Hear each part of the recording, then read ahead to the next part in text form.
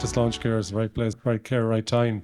And I think fundamentally, and it was mentioned there, I think Dermot did mention it in terms of, look, there's very much a focus on our EDs at the moment in terms of, and that's natural because it is, we know people that go in and have significant weights. We know the outcomes aren't good.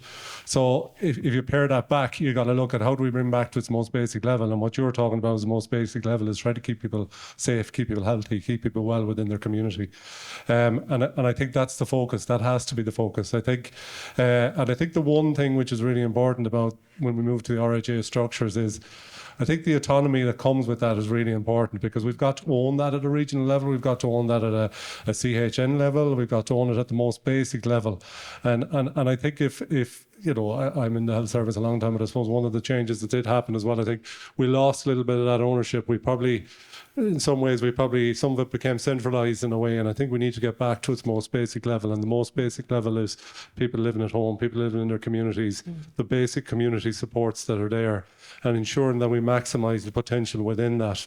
That's going to be a challenge, because we all know that there's challenges that are there in terms of home care, home support. So we're going to have to think creatively about how that's done. Some of the things that have been talked about here, things like assistive technology and all that kind of stuff, will have to be looked at as well. So I think we've got to, and I know it's been mentioned in terms of public health and, the population profile. We know we're going to age. We know the demands in our system are going to increase.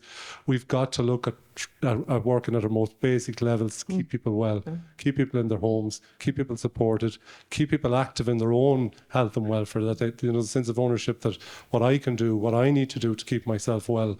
And I think, and keep that at the centre of what we're trying to do. So I'd certainly see that as being a key premise as we move on.